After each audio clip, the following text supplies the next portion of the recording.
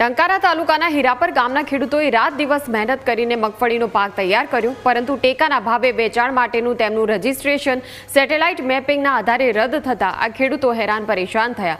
ખેડૂતોએ 7/12ના દાખલા અને રજીસ્ટ્રેશન માટે ધક્કા ખાધા, તેમ છતાં તેમના ખેતરમાં મગફળી હોવાને ડિજિટલ મેપિંગ નકારે છે। સરકારના ડિજિટલ ઇન્ડિયા અમલીકરણમાં વિસંગતતાઓને કારણે ખેડૂતોને નુકસાન સહન કરવું પડે છે, કારણ કે ખુલ્લા બજારમાં મગફળી ઓછા ભાવે વેચવી પડે છે। ખેડૂતોની મહેનત અને ખર્ચ તેમ છતાં ટેકાના ભાવે વેચાણ ન થાય તો આર્થિક નુકસાનનો તેમને સામનો કરવો પડશે। ખેડૂતોએ સરકાર સેટેલાઇટ મેપિંગને બદલે સ્થળ પર આવીને વાસ્તવિક ચકાસણી કરી મગફળીનું ટેકાના ભાવે વેચાણ સુનિશ્ચિત કરે તેવી માંગ કરી છે। અમારું ગામ છે હીરાપર। અત્યારે આ બધાને મેસેજ આવ્યા પછી તો ખેડૂત બહુ હેરાન થવા માંડ્યા।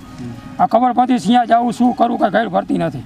આને ક્યાં કાગળિયા કરવા, શું કરવા, ખેડૂતો પણ માણા હોય એને શું ખબર પડે?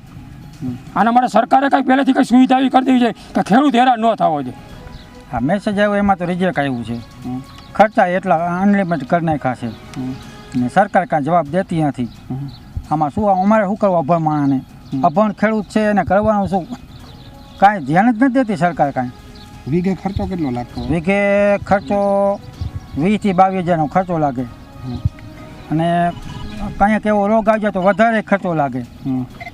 ભૂંડાનો ત્રાસ, રોજડાનો ત્રાસ, રેઢે ઢોરાનો ત્રાસ। વીઘે 15 થી 17 મણ મગફળી થાય।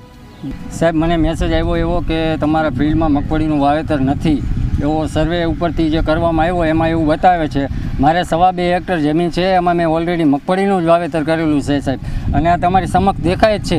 અને સરકારને જો ન દેખાતું હોય તો આના વિશે કંઈક એક નવા પગલાં લઈએ કે કંઈક સરખી રીતે દેખાય એવું કંઈક ગોઠવે સાહેબ। મારું નામ વિભાભાઈ ગોવિંદભાઈ લામકા છે અને મારી વેદના છે સાહેબ કે આ મારી વેદના સરકાર સુધી પહોંચે।